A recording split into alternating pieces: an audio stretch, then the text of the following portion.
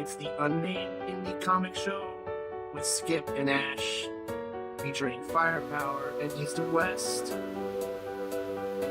Comic Show with Skip and Ash, featuring firepower and east and west. It's the Unnamed Indie place for independent comic fandom. It's the Unnamed Indie Comic Show with Skip and Ash, featuring firepower and east and west. Comic Show with Skip and Ash, featuring firepower and east and west. It's the Unnamed Indie place for independent comic fandom. It's the Unnamed Indie Comic Show with Skip and Ash, featuring firepower and east and west.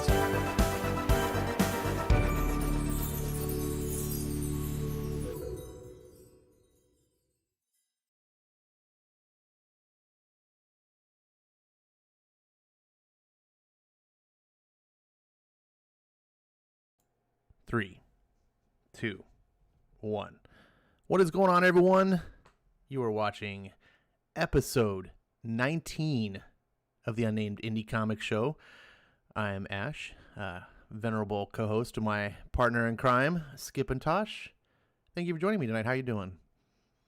Hey Ash, I'm doing good, man. Excited because we're about to talk about one hell of a book that leaves you feeling a heavenly sensation once it's all done. So I'm doing pretty good. Like been waiting for this day, hoping that it would happen, and sure enough, here we are. Yeah, this was a book we're talking about. Laila Starr, the many deaths of Laila Starr is going to be our feature for tonight. We'll talk about some other books as well, and this was a book that I had been procrastinating for a while. I don't want to talk about those details. I'll get that in a second when we get to that part, because I just feel like I'll just go down a can and we'll just be talking about it, which is what I want to do. But there's other indie comics in the world, and for those of you guys who are joining us live, this is being hosted live on YouTube's on October 6th, 2021. It's being hosted later on podcasts for people to tune in. So if you're watching this later or live, thank you for hearing the sounds of our voices.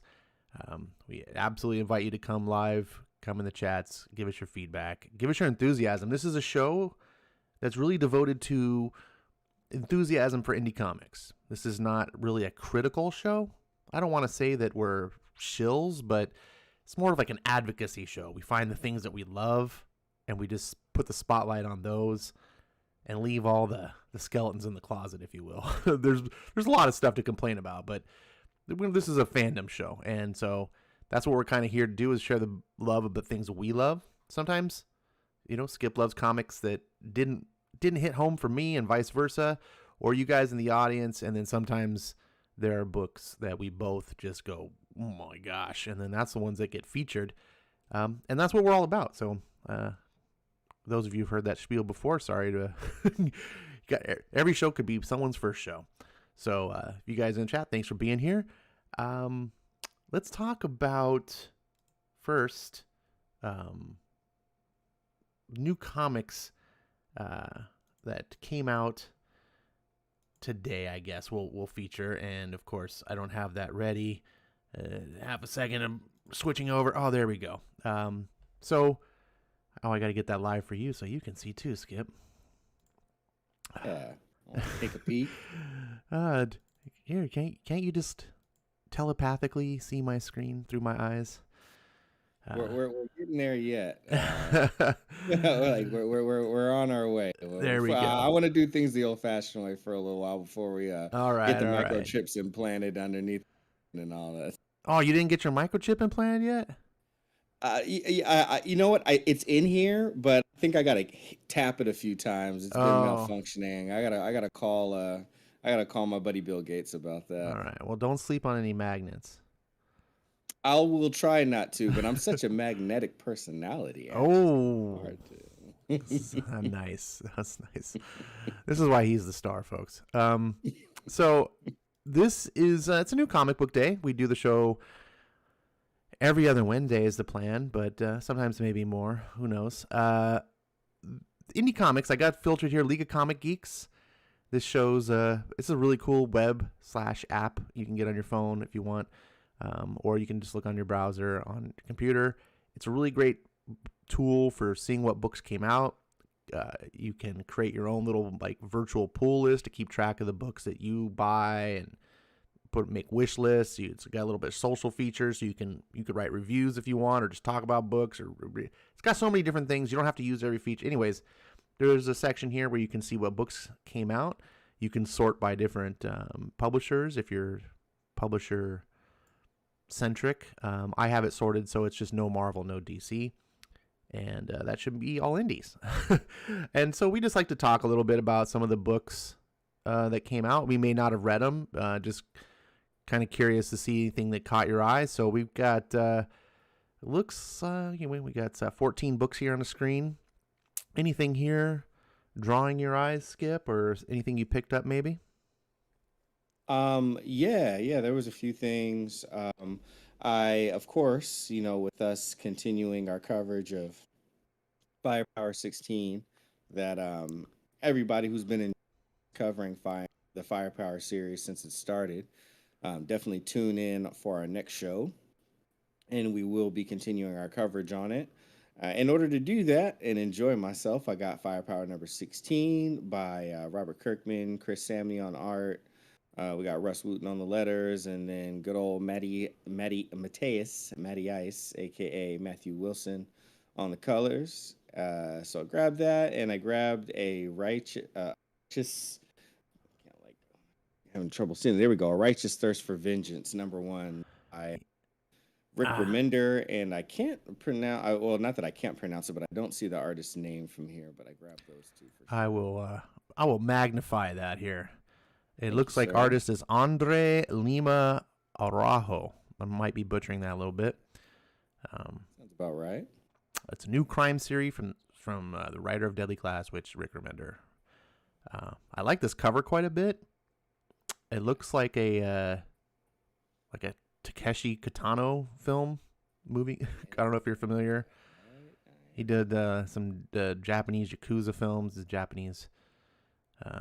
Obviously, he's Japanese. Ash stating the obvious again. And we like crime stuff here. So, yeah, I had no idea this book was coming out. So I'm going to have to maybe pick this up. Let me know. Have you had a chance to read it yet? Or probably not. You're really busy today.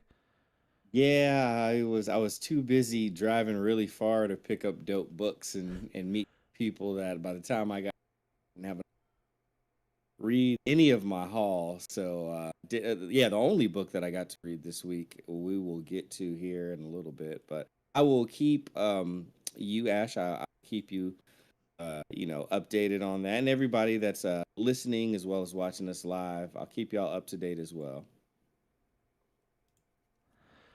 All right, one bad thing about this site is every time if you go back and forth, it loses the filters. I got to re-engage them. So Righteous Vengeance is definitely something I'm very curious about. Rick Remender is a very talented writer. Oftentimes the subject matters, things that he writes about, don't grab me, like Scumbag.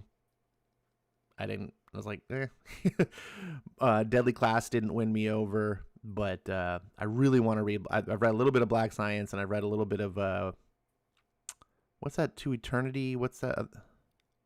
Oh, 7 to Eternity. 7 to Eternity. I really want to get into that. Yeah. I read the beginnings of both of those, and I was really impressed. What about Lucky Devil? Kind of looks like a crime noir cover, at least. I have no idea what that's about. It does. Who is the publisher and the Dark Horse? Team? Dark Horse Comics. Okay, that's not that book. One thing in its favor. Definitely been a fan of some Dark Horse titles. So it's got one thing going for it right out the gate. And Dark Horse is not a bad publisher by any means. They haven't been. They've kind of they're kind of a victim of really good competition. They used to be like the independent publisher.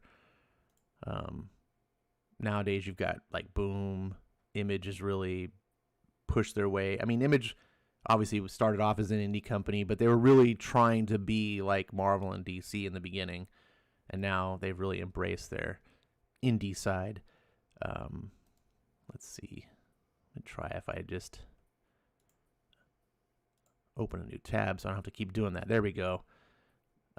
Colin Bunn. All right. All right.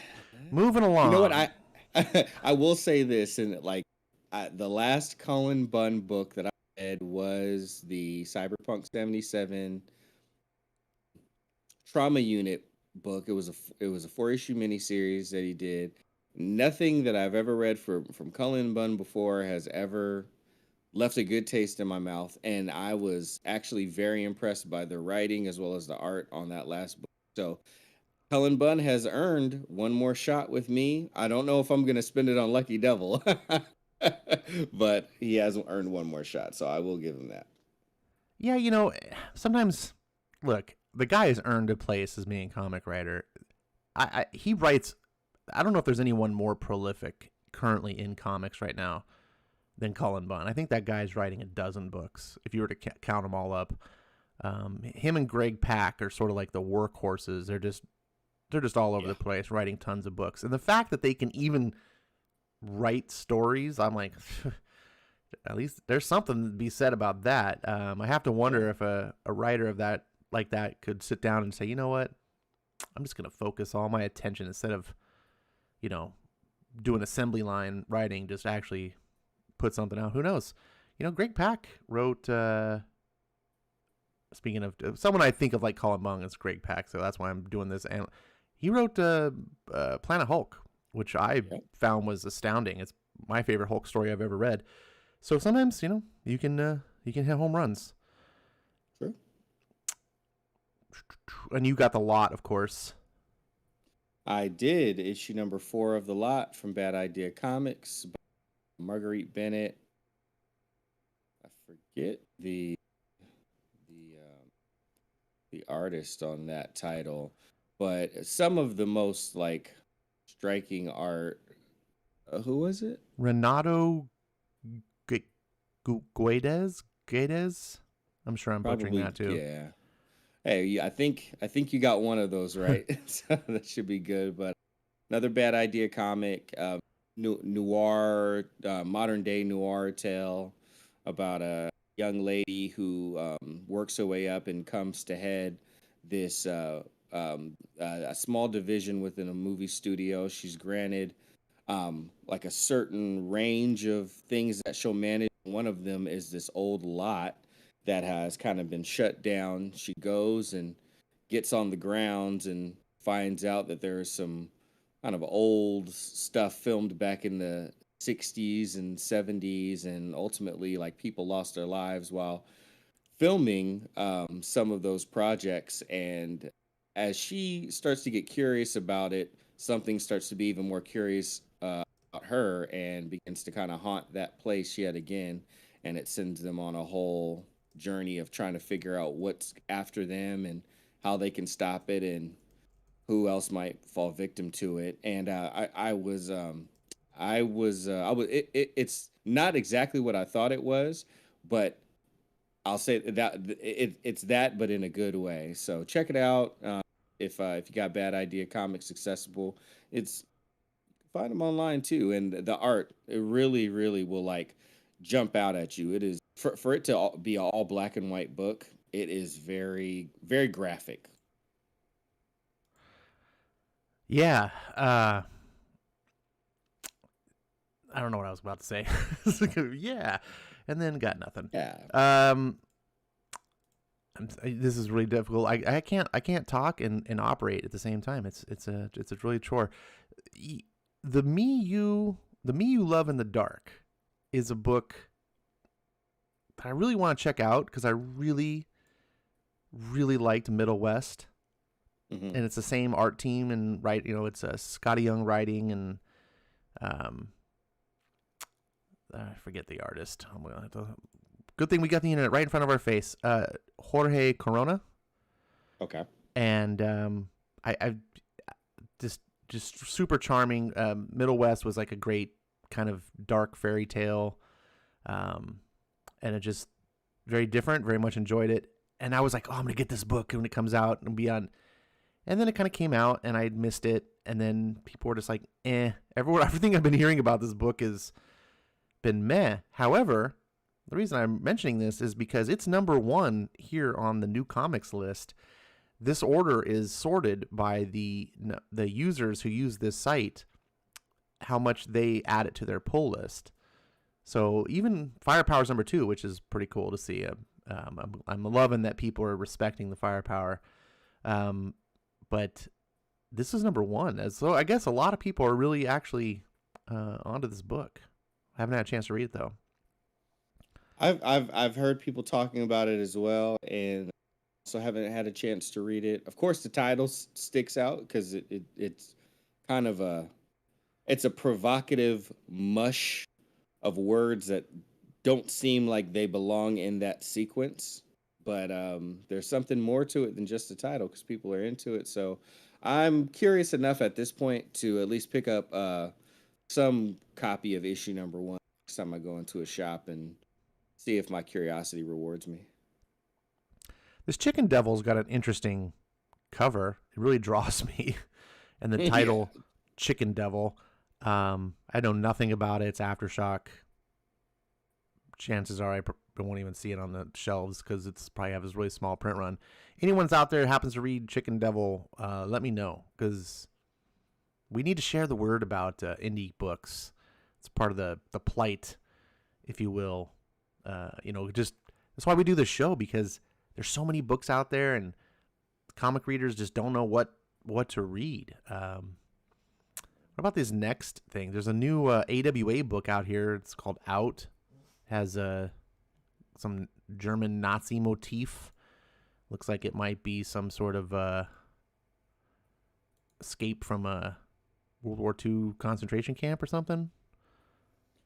Yeah, that's kind of what it appears. What we see here, okay, in the waning days of World War II, with the Allies advancing, a desperate Nazi officer unearths an ancient force of evil that he hopes will turn the tide of the battle, a vampire. To test the power of the secret weapon, he unleashes the monster on an unsuspecting group of Allied POWs. It's up to Nakona, a Comanche language expert, to communicate with the vampire to find out what it really wants. What do you think about that?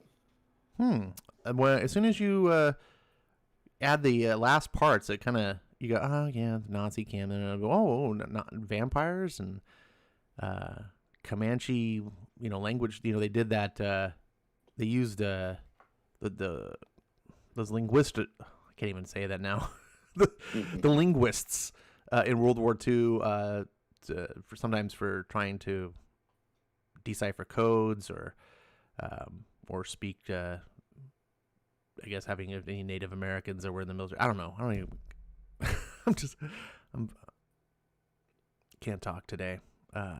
So the vampire part makes it sounds interesting, even though I'm not really a vampire fan. I don't really like vampire books, but I like it because it sounds like the vampire's an antagonist, not the protagonist. And Nazi secret weapons are just, who doesn't? It's always cool. It's great story fodder. The cover there is pretty haunting. So that looks like something interesting. Anyone, if you guys get that, AWA has been just really consistent with quality. Even if their books are like, that's really not for me, I can't ever say anything bad about them. They're solid. Anything else? Jennifer Blood was a book that RDV was saying he picked up. He was in our Discord.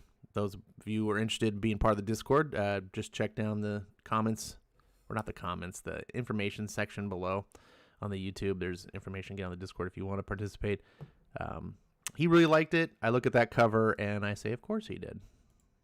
uh, it yeah. Anytime RDV's talking about a book, and that's what I appreciate about RDV. He's not always just reading the things that we think he would. He will go out there on a limb and try another type of book. Now this one did seem like it's a little more in his wheelhouse, him being a Dynamite fan and all. But the cover is interesting to me. But it wouldn't necessarily scream, "Hey, Skip, read this." But Right.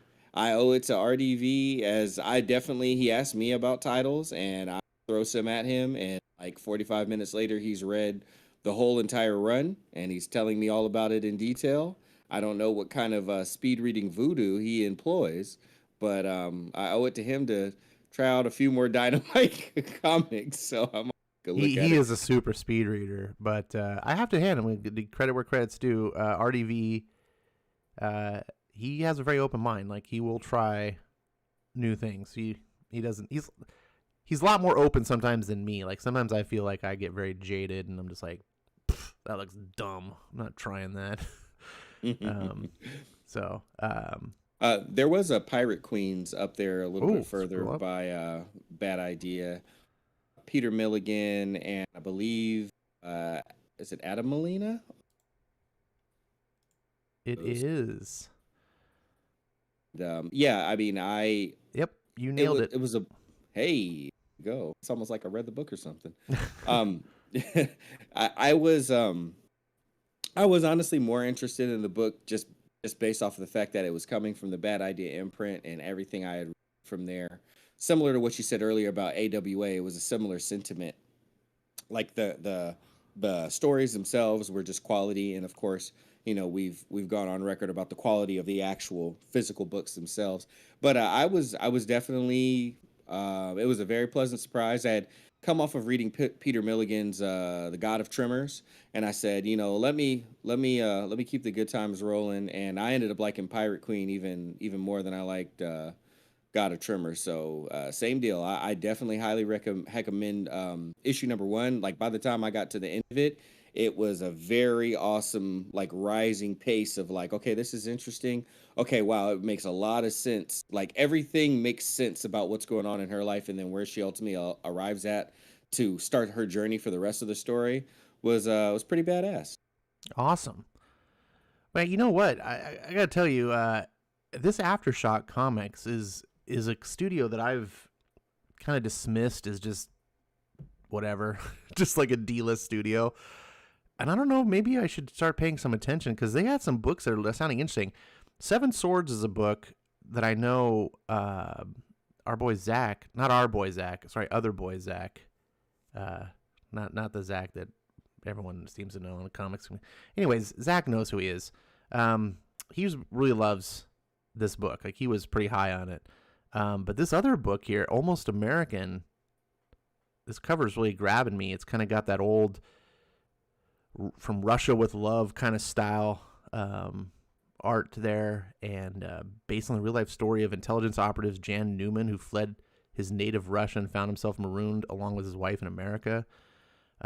Interesting. Ron Mars being the writer is, once upon a time he was a solid writer, so maybe. Marco Castillo doing the art. Looks cool. I really dig sometimes these indie books. What about you? Does this at all sound like something you'd be interested in reading? Yeah, for sure. Like you, I'm always interested in history and learning some of the nuances and the not so popular facts about like things of old, but particularly like this whole um, I want to for lack of a better term, genre, but this whole occurrence that was going on with like spies being implanted and having to pass themselves off as Americans in order to acclimate and then infiltrate. That's always been something that I was interested in. I didn't watch that show that was popular and everyone was talking about. It was called Something Americans or whatever. It had a similar premise. Oh yeah, I know what Um, you're talking about. yeah, so I may end up giving modern day Ron Mars a shot. We'll see. Jury's out. Okay. So we're kind of getting down to the, I don't want to say the dregs, but the less prominent indies. Well, that's a nice way to say it. Very nice. There's a couple here that kind of surprising, actually. One being so low on the list, but I know you're a big Howard Chaykin fan. Are you reading this Hey Kids comics? So I am reading Hey Kids comics, and so the interesting thing that I found out as I was starting to read it is, and I was really enjoying it. Again, it's very interesting, kind of dealing with comics around the time where people wanted to kind of mature them up a little bit, not make them only for children. So started, providing more, let's say, just kind of adult topics and potentially even explicit material. And the people of that time, which is based off of like real historical events. Like there was like a psychiatrist and one other person trying to like basically do the opposite and kind of brainwash kids through like their lens of what was acceptable and what was morally correct. But I didn't know that, like, it was called Volume 2, and I just thought it was shaken, or sometimes people do like a Volume 2 when there's like was never a Volume 1.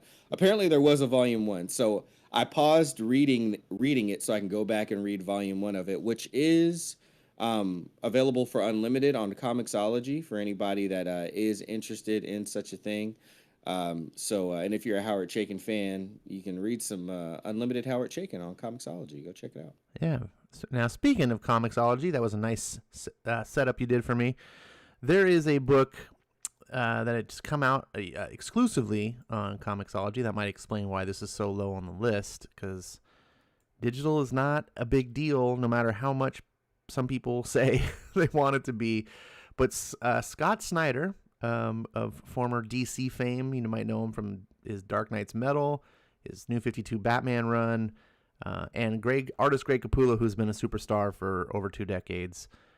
They have collaborated to do a Comixology exclusive book, We Have Demons.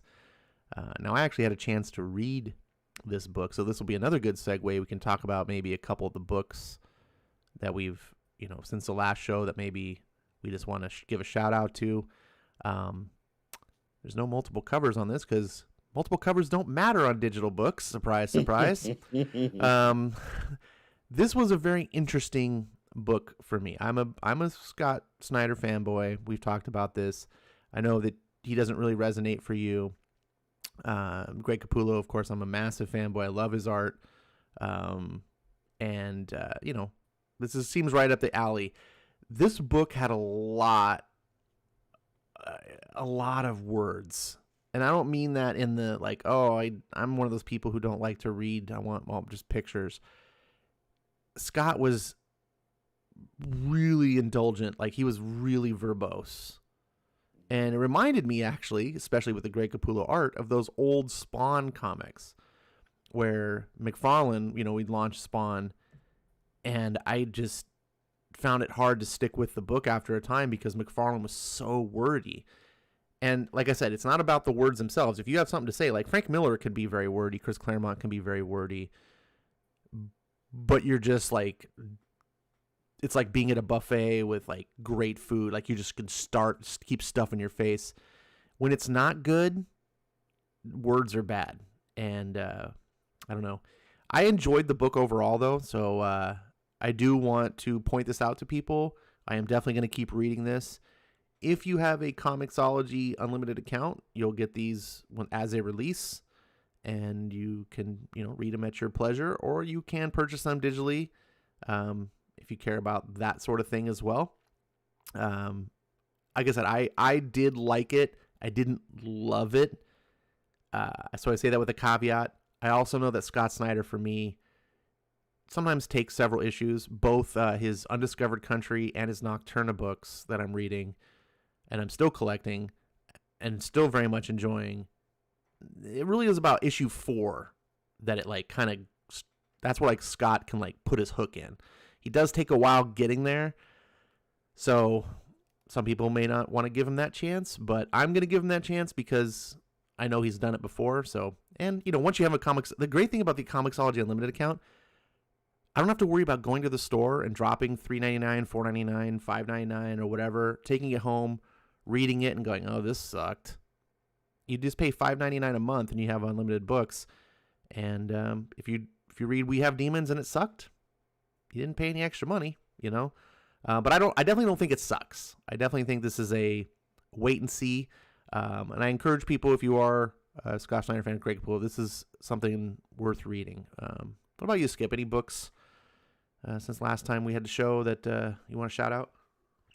I want to shout out a person who finally got to meet today. I went out to Fantastic Comics in Berkeley, California, and I got to meet Yule of Fantastic Comics. Anyone who has who already knows about his channel or watches the Comic Aficionados over on the Thinking Critical channel, Wes's channel, will know Yule from being over there in videos and being part of the panel at times. I was speaking to him, and I'll have you know, Ash, he is a really big, not only actually, he was a fan of our show that we do here, especially the Ed Brubaker one. That was cool hearing that, because I just brought up our indie show, and it's like, "Oh yeah, I love Ash's channel." He's like, "Man, he's like covering the Brubaker stuff. You guys are doing that." And I was like, "Nice." But he is a really big Jeff Lemire fan. And he also brought up Snow Angels. So I thought which is on Comixology. That's kind of like the whole, if I'm going to bring it full circle. Snow Angels is a book that Ash has often talked about here on the show. Gone as far as to read some of the issues live on some of the late night streams that everybody used to enjoy. And I thought it was cool to like talk to someone else that we know, meet them for the first time in person, and have them talk about our show, as well as talk about some Jeff Lemire stuff. So I thought that was something that I wanted to share with you. Oh, that's awesome to hear. Yule seems like a really cool guy. I don't think I've ever really gotten to interact with him. He kind of came on the Comics Aficionados sort of after I was had departed. So, but he's always seemed like a really cool guy. He seems like a really fun guy. Like, actually, you can tell me since you were in his store today. He seemed like just a really jovial kind of person to like go in the store and just talk shop with. Oh yeah, dude. Totally. I mean, to the point where he was like, "Hey, next time, let's coordinate it. Like, let me know, and we'll like shut the shop down and just like hang out and kick it. Like you can shop privately, and we'll just hang out, man. Like, wow, just chill." And I was like, I already felt like very good vibes from him the second that I walked in, because I haven't gotten to talk to him a little bit, but like going in, and he was like, I didn't tell him, because I kept telling him I was gonna come, and then like I wasn't able to make those times. So this time I was like, I'm not gonna tell him. I'm just gonna show up. And he was like excited to see me. Like we were talking, and like we both didn't want it to just end at like, okay, like I bought my books, I got to run. Like we talked for a while, but he had to run the shop at the same time too. And I kind of saw like how much we were communicating. And I was like, I don't want to make his job harder. And he was just like, "No, dude, like when you come back next time, we will." He's like, "Let me know, even if it's on a day that like the shop is not open, I'll just come, open it up, we'll just chill, just hang out." And I was like, man, heck yeah. So yeah, super, super, super, super cool dude. And his shop is really cool too. It's like there's two parts to it. I didn't get to see like the underground part, but it's really cool how you walk into it, and it gives you like newsstand vibes. Like it just kind of feels like a throwback, like a blast from the past, but modernized. So it's got a really cool like open layout, like walk right in. And that's the other thing that's cool too. It's like that portion of the store is pretty intimate. So I mean, I get that some people like don't want to be bothered, and he's not the type of person to impose. But I like the fact that like you can't go too far away from his counter, so you always have someone there that's like can help you at any time. You can just chat to. I just feel like it's a very personal store, and I really enjoy it. Like I went to our version of Midtown Comics here on the West Coast today. And then I also went to another shop that I was very impressed by, their layout and everything. But easily my favorite shop was Yule's, and I can tell you it's not just because I kind of know him already. It's just the way that it's set up, you have to be near each other, and then it just encourages you like talking about comics. So it was really cool. That's really cool. That's my favorite thing about, honestly, about comics. And the reason I love my personal shop, there's not a lot of people that I like other shoppers necessarily that I talk to occasionally, but the staff, it's a really big shop for one. It's a warehouse, and so it's pretty spaced out, and it's Southern California. No one likes to talk to each other. We just barely acknowledge our existence. But the staff is all like really cool, and they all know my name, of course. And just we're talking about comics, and it's just fun. And even when they have wildly different tastes than me, and I got into an argument about Beta Ray Bill a couple months ago with one of the guys, and I just really had to like bite my tongue because I was like, I don't, when you're in person, it's different when you're a voice on the interwebs, and you can just sort of just spat out your own, salty opinions and things like that. You're just a voice. People can tune you out. But when you're in person, there's a modicum of decorum that you should have. And that was an intended reference. Someday we'll get that book. And but it's still fun. Like we're still friendly with each other and talking about different books and no harm done. Like no one got upset. No one was, and it's really cool. What makes it interesting too is that times when that Venn diagram will cross, like maybe 95% of the books he reads is not up my alley and vice versa. But then there's that time where you connect, and you're like, yeah, that book. Yeah. So that's a lot of fun. It's about time we got to get to the main event here. I'm not really going to talk about it. One of the books that I have been reading, I'm just going to give a shout out, and we'll talk behind the scenes of whether we should feature on the show or not. I did get a chance to read Chariot by our boy Brian Edward Hill. Oh, nice. And I really liked it. And originally I was thinking I was going to get to this book, and I was like, we'll just do a double feature of Chariot and Laila Starr. But I didn't want to commit to Laila Starr until I read it. I was like, I'm pretty sure I'm going to like it, but you never know. It could resonate really weird with me. And then, of course, when I did get to it, I was like, no, this book needs to share with no stage time with anybody. I liked Chariot. I loved Laila Starr. This book was so unexpected for me. And I know you've been hyping it up. Other people, the chat's been talking to everyone. I've not heard one negative thing about this book. So I was expecting it to be a fine, good book. But sometimes, like, even books that are just everyone's loving, because of the subject matter, for whatever reason, you don't relate to it. Who knows? So I just wasn't excited. And I looked at these covers, and I'm going to be truthful. These covers that I'm showing, for those who are live and you can see it, and if you're on the podcast, I'm sorry that you can't, but you can go to Comixology or any other web app and look up Laila Starr and see them for yourselves if you don't have these already. It's not my cup of tea. I was like, this is not a book for Ash. Now that I've read the book, this is a funny thing about art, Skip. Now that I've read the book, and I know the story and I've experienced it, I love this art. Nice. It's a strange thing. Like, now that it means something, because I found myself halfway through this book going, in the beginning when I started the book, I was like, okay, this is interesting. The writing immediately grabbed me. Yeah. But I was like, I don't know about this art still. But I was like, it's an indie book. What are you going to do? About halfway through, I was like, I don't think I would change this artist. I started asking myself, like, if you could write this book again and just cast any artist you want to replace, I don't think so.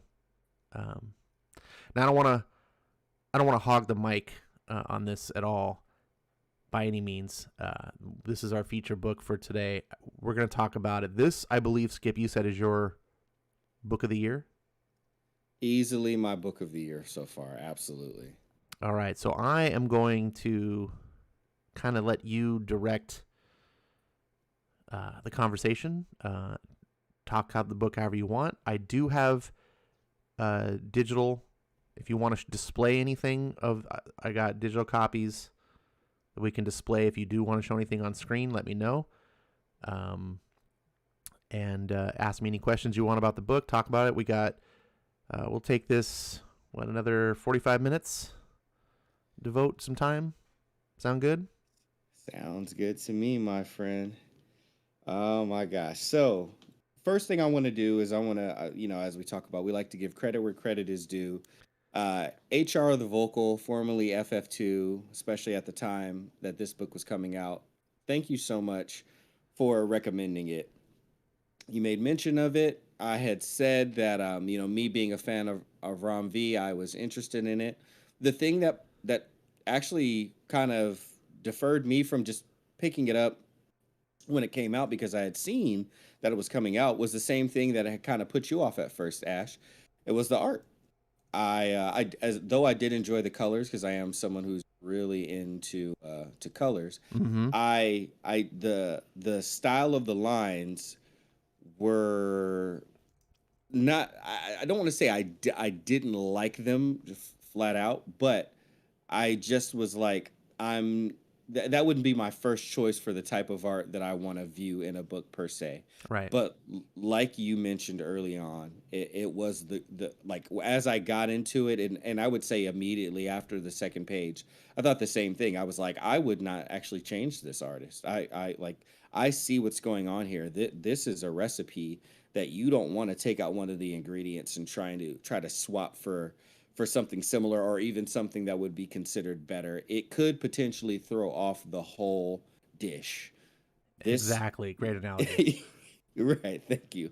This needs to stay as it is. And I just, and now that I understand that, I'm just going to stay on for the ride and see where everything takes us. And what a journey. The Many Deaths of Laila Starr, by Rom V, art by Felipe Andrade. Felipe Andrade did a lot of the colors as well, but there was some assistance with the colors from Ines Amaro. So a little bit of assistance there, but um, there we go. Okay. The basic premise of the book is that we're looking at the what I believe is the Hindu pantheon of gods. They have taken on like a corporate kind of aesthetic, where there's a building, in their realm. They are all like employees. There's a hierarchy and such, and death is called in to the head office and told that there is a boy that will be born in this lifetime, and the boy will cure death. The boy will effectively figure out the means of immortality, and because of that, death services are no longer needed. Death has been very good at her job, and because Death has been very good at her job, instead of just, I guess, making her null, her existence, or turning all the ones and zeros to all zeros, if we're speaking binary, if we're talking about computer language, they just said, hey, you can continue existence, but we will be demoting you from your position. You will no longer be a god. Just so happens that in the real world at that time, or in the Earth realm, let's say, there is an engineering student named Laila Starr, and Laila Starr has been living the life that everybody else who cares about her, believes that she should live, but it's not the life that she wants, and she's not happy with it. And as there's a party going on with some of the other students from her class, she is at the windowsill looking down, and she decides that she's had her fill, and she's going to go ahead and end her life that she doesn't believe is the life that she was meant to live anyway. And as she jumps out the window and she is on her way to the ground, simultaneously, Death is being demoted and is in need of a body to inhabit in order to live in the Earth realm. And Laila Starr ultimately dies, and that is the body that Death, the goddess of death, now no longer a goddess, inhabits and begins her journey down below. What I really enjoy about one of the things that I enjoy about the book, and I tend to point this out on any comic that we cover here that cares to give a name to their, sections of the book or chapters. This one did so, and it did so in splendid fashion. Chapter one of the many deaths of Laila Starr is called "Once Upon a Falling Star." Uh, Ash, we'll jump into it now. Now that we kind of know the premise for the entire book, I like remember how I'm going to bring up some of the conversations that you and I had offline, because obviously now that we're online now and everybody's listening, everybody who's experienced the book, including Comic Quirks with Jimmy in the chat, thank you for being here. For his birthday, I sent him a set of the books, and he just could not stop raving about it after the fact. One of the things that caught me about, like, we were talking about the covers, and how, like, when I went back and I looked at the covers, they tell so much of the story on the Yeah. cover. And that's something, you and I talked about. I appreciated that, because often in comics, as much as we talk about the comic should, be promotion for the book, like in its own, make you want to inquire, but doesn't always these days tell exactly what happens in the book or even represent it. She's literally in a star shape as she's falling to the ground on the cover. How did you just the covers? Let's just start with the covers before we start going further into what's inside of them. How did you feel about the covers? Like, after we had that discussion and after you read it. Well, I have to be honest. I didn't catch the star shape symbolism there. Let me. Where was I? I'm so lost in my windows here. Switch around the browser. There we go. So we're gonna put there for people who are watching live. They can see the 5 covers here. Now I didn't. Now that you say it, it's really great. I'm like, oh yeah, Starr. That's really cool. What I noticed was what you were saying, because I kept that in mind after I was done with the story. I was like, oh yeah, Skip had said this about how the covers kind of told the story, and it does. But what's really cool is there's no way for you to decipher the story until you can't tell until you've read it, and you're like, oh yeah, it seems so clear now. But nothing is spoiled, and that's great. And it does make the covers really cool, because now I when I look at each issue, I'm like, oh yeah. And each one is a unique. And since the way this book is structured, it's the many deaths of Laila Starr, so she dies in every book. Well, that's a minor spoiler, but she's brought back to life through things that I won't spoil. Maybe Skip will, who knows? But each one of these books is essentially another life of Laila Starr. And the reason I wanted you to take the reins on this, Skip, is because I read this and I feel like absolutely 100% sure that I loved it. This is one of those rare books where every panel, my brain was just telling me, literally, there was having a conversation with myself in a way. I was like, this is so good. Isn't this great? Like there's someone, my brain, isn't this amazing? I was just impressed, panel after panel after panel. And it's difficult to see it if you're just flipping through it and you see the art. I totally understand, because I was that way. And everyone's like, this is a great book. And I was like, yeah, I've read lots of great books, and I didn't know until I read it. And I haven't read very much Rom V. That's another case too. I've heard how great he is, but he was writing Vault comics, and I wasn't reading the Vault comics. Couldn't even find the Vault comics. Then he came over to DC, but then I left DC. So I've read very little of the stuff that he's written. And then I read this, and I was like, oh, oh, this is next level writing. What this reminds me of, Skip, Mhm. and I hope that I'm not like overstating. I'm not stating this with any attempt at hyperbole or any exaggeration. This reminds me of when Neil Gaiman came on the scene back in the 80s, and like Sandman Yeah. came out and it changed comics. Yeah. Now, I don't think this is going to change comics because comics have evolved so much from Sandman, and then the people who took it and said, oh, you can be so much more. You can actually be literary. That was one of the things that Sandman did. For anyone that didn't read, Sandman took it and said, we don't just need to tell stories that are just like a plot of a hero beating a bad guy. And, a typical story is conflict, right? There's a conflict and then a way to resolve that conflict. The end. That's a story. If you can, but literature doesn't always work that way. Sometimes literature is just meant to be a painting in your mind, and it's meant for you to experience something. And Laila Starr is kind of that way. Sandman, and Sandman was kind of like that too. Like Neil Gaiman was like, why do comics have to be basic stories? Why can't they be higher level? And, I think if I'm correct, Sandman was the first comic ever to win a major literary award. It really elevated the medium. And this book made me think of that. And of all my years, I've read a lot of good books. There's books that I consider masterpiece, but for different reasons. I read this book, and when I was done, actually, not even when I was done, I was into the second issue, and then going into the third, and I was like, this is a work of art. Yeah. This is I'm not overstating this. That's what I was. A literal work of art. I'm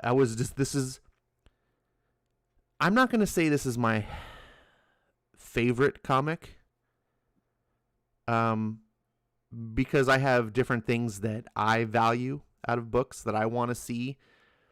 Right. But anyone that does say this is, I will not utter one word of argument. This is for certain one of the best books I've read since being back into comics, maybe ever. Like, this is phenomenal. But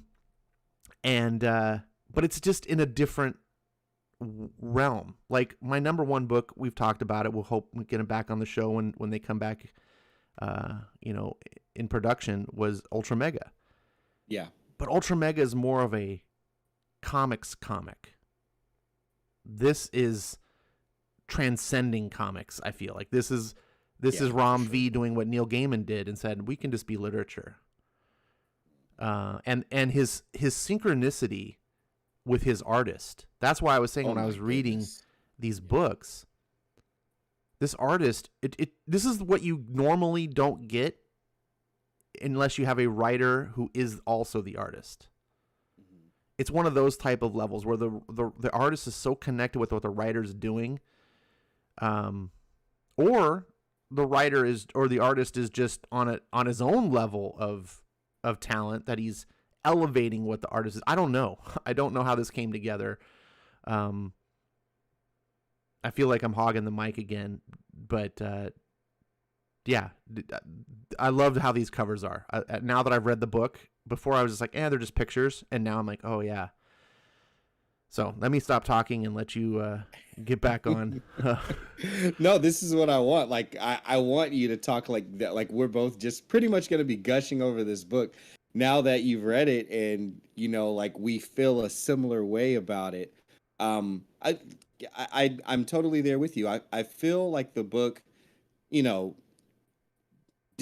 feel like like when they set out on the book, and conceived it, and and kind of started kicking it back and forth, I don't think either of them were worried about the confines of a comic or what a comic should be.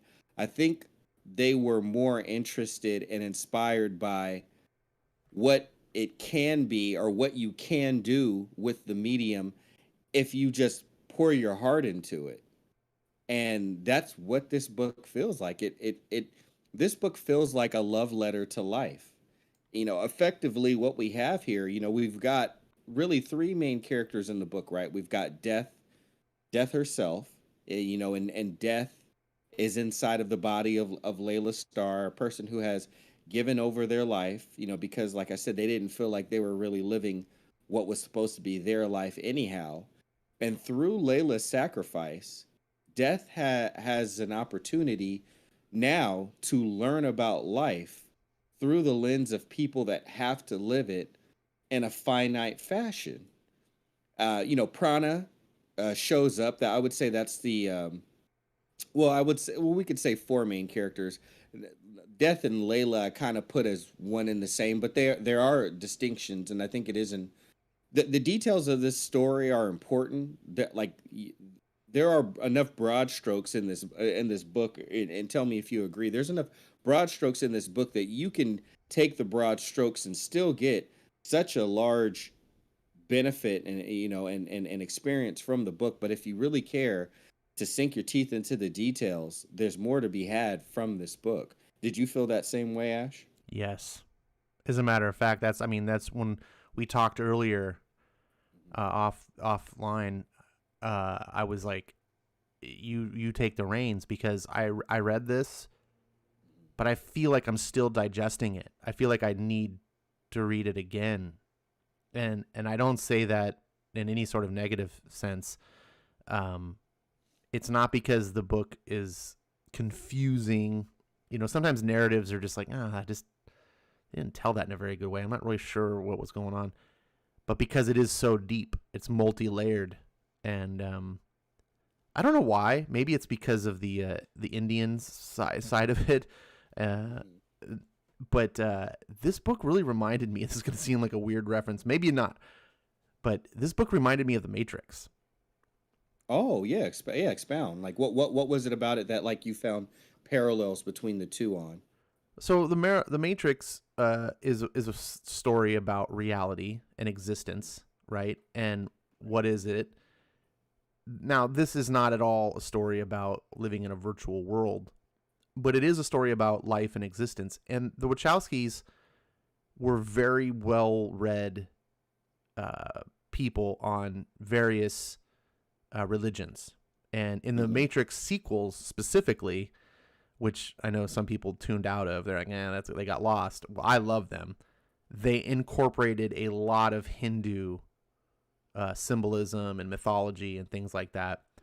Mm-hmm. And so with Layla, one of the things that the Matrix, there's so many that part of it is the levels. Like the Matrix, you can go in, you can watch the movie and go, I just saw a sci-fi kung fu film. It's cool. And you can totally enjoy it. And if you take away nothing else, doesn't matter, you enjoyed it. Or you can dive in deeper and like start peeling those layers back and go, there's more to be said about, oh my God, it's a story about what is reality? Are we actually living in a simulation? That's amazing. But it doesn't stop there. Then you can keep peeling the layers back then furthermore about like religion and existence. And one of the things that kind of reminded me too was like how like Smith, the Agent Smith, could not comprehend humanity. Like when he's talking to Morpheus and stuff, he's like, he sees him as a different level. And here, Death is kind of the same way. She doesn't understand humanity at all. Now, she has a totally different attitude than Smith and so forth, but the similarities in the sense that she, her job is death. She's the god of death. Like, and so what does she care about life? She doesn't. Right. She has no reason to. And same thing with Smith. Like, it's not his purpose. He doesn't have to. So, but here, Death is now forced to live as Layla Starr. Yep. And that experience is profound to her. And so, like I said, I feel like I'm going to be able to go through and read this again and have those layers. When I read the first issue, it's funny enough because I didn't catch that it was Hindu. Mm-hmm. I mean, I did. I caught it because it sets, the story sets in Dubai or Mumbai, not Dubai, Mumbai. Yeah. And so, okay, it's in India. Okay, fine. I think Ramvi is Indian. So I was like, okay, that makes sense. Like he's writing his culture and stuff. Okay, that's cool. But when he shows God, if you will, like basically God calls death into his office. And, it's one of those kind of quirky little, just like fun. And it's like a three-faced God. Now, I don't know much about the Hindu religion, so my takeaway was like, oh, that's interesting. Like, he's just like the Matrix is very much metaphorical for Christ and the three-headed God, or sorry, not the three-headed God, the Godhead, which is it's the Father, the Son, and the Holy Ghost type thing. That the Matrix kind of touches on that. I was like, oh, look, you have God, and look, he's got three faces, like symbol. And to me, my brain was like, oh, so I was drawing all these Christian kind of analogies to it. Yeah. Right. And then as the story went on, and it was clear, like, oh, she's, what is the god of death? Is it Vishnu? I believe it is. I'll double check as you're going. Anyways, you guys know if I got the name wrong, but it's the six-armed woman. That's what Laila is. I was like, it's clear that this is Hindu, but maybe there's a blending. I don't know. The Wachowskis kind of did the same thing. They kind of blended the Hindu stuff with Christian references too, and that's part of the reason I was drawing those similarities. I don't want to get too off track here, but yeah, as I was going through, I was like, oh, okay. And then ultimately it didn't really matter. As I was realizing, I was looking in the wrong directions, and I was like, I don't think Ram V's point is to try to point out a specific religious faith.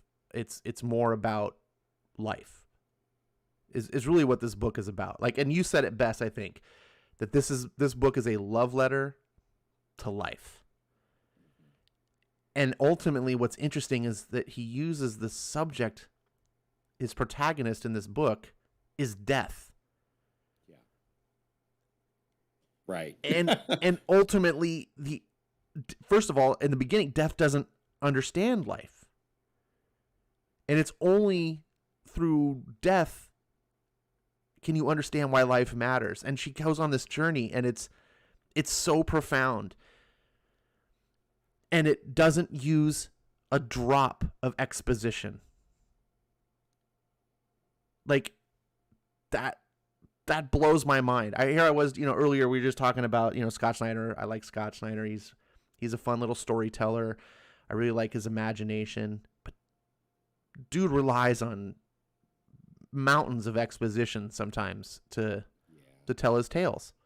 Now, and I'm forgiving of that because I know what I'm in for and I know what I want. And if it takes him some exposition to give me what I want, fine, so be it. But when I read a book like this, which by the way is a way different experience, I wouldn't trade one for the other, right? Right. This is just so good. I just can't help. I gotta tell you, man. I think of myself as a writer because in my mind I'm writing, but I'm not a writer in the sense that I'm published or anything like that. And as I was reading this book, I was thinking to myself, this is why I'm not an actual real writer. Right. Because you see stuff like this and you realize, it's like me looking at like LeBron James and going, this is why I'm not a basketball player. Right. Like, yeah, exactly. I was like, I'll never write like this. I want to tell stories. Maybe one day I could be Scott Snyder. When I read a Scott Snyder book, I go like, I could do this someday, maybe if I applied myself. But This is next level. This is a true artist who had something to say and was able to do it in a way that I can't even comprehend. His methodology, his way of thinking of how he came to put this on page and communicate to an artist to deliver what the artist delivers. It's so, and that amazes me. Like when I'm done with the book and as I'm reading it, I'm just like, this is so beautiful. Like, it's so beautiful. This is probably, and I don't mean beautiful in like it's aesthetically pleasing. It's not the kind of art I want to pin up on my wall. It's beautiful in that it touched my heart. It's like watching the most serene sunrise or sunset or, anything you can think of in your life that you've witnessed in nature or something like that. Or maybe a beautiful, your birth of your children or being married or some sort of beautiful moment. Reading this book felt like that. Yeah. Yeah, no, it absolutely does. I mean, that was a big part of you know, of, like you said, the beauty of it and the value that I felt from it, and like all of it. Like we're saying amazing, and I would definitely say awesome, because as I was reading the book, there was just a lot of awe. I was in awe at like the concepts and the stories. One of the main things. Oh, but to state some things from the record, it is Yama in the mythology of India. That is Yama is the god of death. Oh, okay. So it was Yama, and and we were talking about the characters. So Death and Layla Starr, the young man who will cure death, aka or for in other words, who will invent immortality. His name is Darius, and then the other main character within the book is Prana, and Prana is the god of animation, or we could say the god of life. That's one of the most interesting things. So death is in Layla Starr's body on a mission to find Darius. That is her personal mission. She wants to find Darius, thinking that if I find this young boy and I kill this young boy, then immortality will never be a thing. Death will continue, and then the gods will need me again. I will be relevant to them again. I'll get my job back. And through that mission that she sets herself on, she sets out to look for the baby. She sees a baby in the hospital, picks it up, and then there is like a child ghost kind of figure there, kind of speaking to her, talking to her as she's new to this existence, kind of talking her through it, and in a way trying to help her gain her sea legs, or her life legs, because life is new to death. Like death, how she got around, even just walking. She's like, oh, this body, I'm not used to it. But after picking up a baby and realizing that when I find this boy Darius, this is, this is what I'm going to have to take out, this fragile and frumpy and weak and and mushy thing. She is not able to bring herself to do it. And as people come in and realize, like, hey, that dead body's not on the table anymore, she runs out the hospital, and bam, not knowing about life and having just simple things that we take for granted, though we know the value of them, so we do them. But for her, she doesn't know the value. She never had to worry about death. She is death. She dies. And she wakes up, and who does she wake up to? She wakes up to Prana, the god of life. Prana has brought her back to life, but at this point, it's a series of years later, and and he lets her, just say, oh, hey, what's going on, Layla? And he's totally not like trying to stop her from her course. If anything, he is assisting her, because he's bringing her back to life with his ability and putting her back down on the earth. As the gods have cast her out but allowed her to live. He's like, well, I'll help you continue to live. And what she learned, she learns a lesson even there. I mean, like, that's the very first thing she learns, is life is precious, because I took it for granted, just trying to stay so focused on my goal of getting my job back, and I was careless with my life. I died.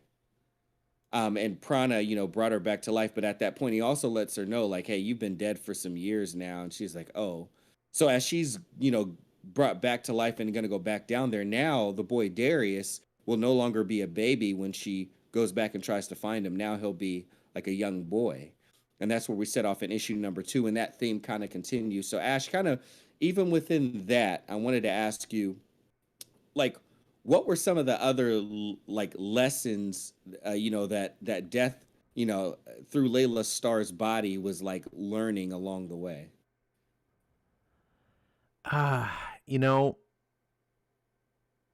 I'm not really sure how to answer that, because I feel like when I was reading this, the details of the story, as far as like the events and how things were happening, weren't playing out like I'm like I wasn't focused on that. Like Sure. as I was reading it, I was thinking about feelings. Which sounds weird to talk about, but like the way Rom V tells this story, it's not about like your typical straightforward like plot, like, oh, I got to get from point A to point B, and then got to go to do this. It's more of, what am I reading? What is existence? Is this really death? Is this a crazy lady, Laila Starr, like thinks she's death? I was just really trying to put my head together around what I was experiencing. And so when I reflect back on the book, how the events played out are very foggy to me. Like I remember highlights, like with the little boy playing with the large manservant who was like picking the fruit, which I loved. Yes. Just it. I have to be truthful. I didn't pick out any lessons per se of in the way that you present that question, which, you know, hopefully that's one of those things on a second read through that I maybe will be more clear, but maybe you can illuminate me a little bit. Like, what are some things that you noticed? For sure. One of the things that I noticed is with every chapter there was, I feel like a type of relationship to value. So I feel like in the very first one, as you know, it was very personal to death. This whole situation was very personal to her. So what you know, but she hadn't gone beyond herself yet. She couldn't see outside of herself. All she could see is that she was no longer in the position that she was in before, and she has feelings and emotions about that. It's the only job she's ever known, and she was damn good at it, you know. And for that to be taken from her, that was the thing that she felt like made her valuable. The thing that she did, not the person that she was. So in issue number 1, I felt like the theme was the relationship of self, and she was so focused on a task, and then, you know, then she lost that task, and then she gained life, a body, and then instead of just looking around at where she was at now and then appreciating what she did have, that body of Laila Starr and this new life, all she was focused on was the task of killing that young boy, killing Darius, who will figure out immortality and keep her irrelevant, keep her from her job. And in the midst of that, she dashed out, not appreciating her life, and she lost her life. So I feel like the issue number 1 was the relation to self and valuing our time that we have with ourselves and in our bodies. I felt like issue number 2 that we brought that up, I felt like that one was valuing our elders, because Darius, you know, he grew a very strong bond with that character. Who was kind of like a servant, almost like a groundskeeper. I believe his name was Bardon, and Bardon. He's actually more featured in book 2, which I do have up on the screen. If for people who are watching live can see. This was little Darius there. This was a very touching story. I mean, this one started with, you know, with a young lady, I mean, or an older woman who had just passed away. Again, elders, and people were there at her funeral, you know, and they, you know, and they dressed them in flowers around their bodies, pretty much only their faces exposed, and then they are, let out to sea. And as everyone is there with their flowers, Laila is there, and she's, you know, going around, and she's kind of ultimately, she's looking for Darius, but she's pushed into the crowd with everyone else. And so in that, you get the story of Darius, obviously, and then, you know, him, you said it was Bardon, him, and, you know, garnering this relationship with Bardon, ultimately Bardon leaving, and then later finding out that Bardon is sick and, you know, has passed away. And now they're also, you know, honoring him. And through this story, that's what I felt like. I felt like, you know, the relationship was, you know, appreciating our time with our elders, you know, the ones that have already been here for a little while, who, you know, especially the good ones, you know, who show us the sweetness of life, take care of us, teach us as many lessons as they can apart from us learning them, you know, at a young age, you know, and then ultimately going through life too, and their value to us and how important it is not just spend time with them, because I mean Darius is a child, so as his parents moved away to that other house that they ultimately ended up moving to, he didn't make that choice, but he was stuck with having to appreciate the time that he got with Bardon, because ultimately that decision was outside of his hands, and then Bardon ended up passing away. So that's a bit of what I got from that story, and that's kind of the lens that I looked at through each of the rest of the issues, to kind of see like what part of life and what relationships in life is Ram V and Felipe Andrade trying to tell us to to kind of key in on for that issue. But Yeah. even with that, with my perspective, like did anything open up in your mind, or what are some of the things that you took from what I just said, mixed with like what you experienced over the last few days? I just, yeah, I really I'm gonna look forward to reading this again, and I'll be trying to look that through the lens of lessons like that. Was this broken down? Because I really wasn't thinking on those levels when I was reading. In fact, I was such an open book when I read this, because I had no idea what I was getting into. Like I was just, and so I was for the ride. I was a blank canvas, and it was just, and letting Ram V just, and like I said, the first couple of issues. Actually, I think it was the second issue that started to change my mind. Not change my mind, but change my focus. Because in the beginning, I was like trying to catch like, oh, okay, there's religious references, and there's, and it was really breaking it down. Like I thought Darius was supposed to be some sort of analog for Christ, and that the three-headed God thing was like basically why death's not needed anymore, because in the Christian faith, it's Jesus has done away with damnation, like the eternal life is brought forth, so death would be no.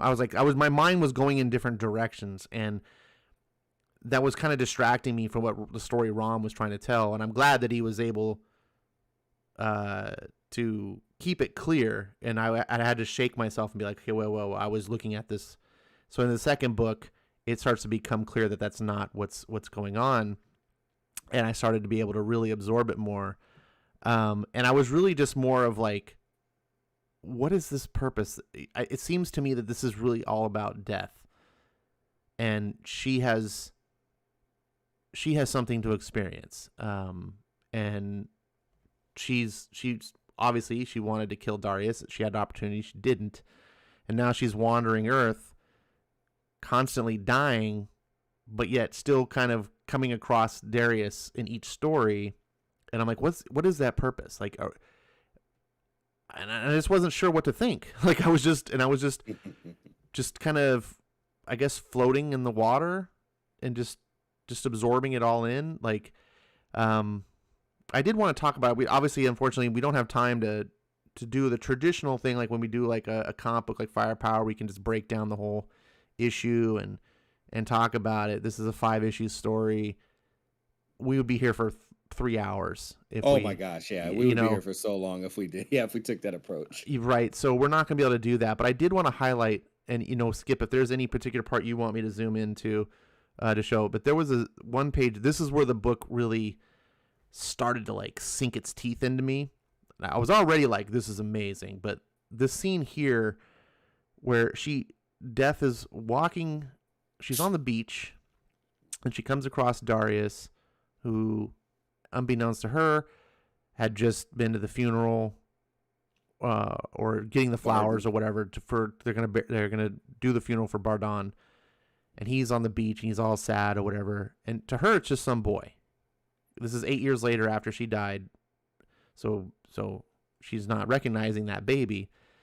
She puts it together, because she overhears when the kid or family finds the kid or whatever, and they say, "Oh, thank God we found you, Darius."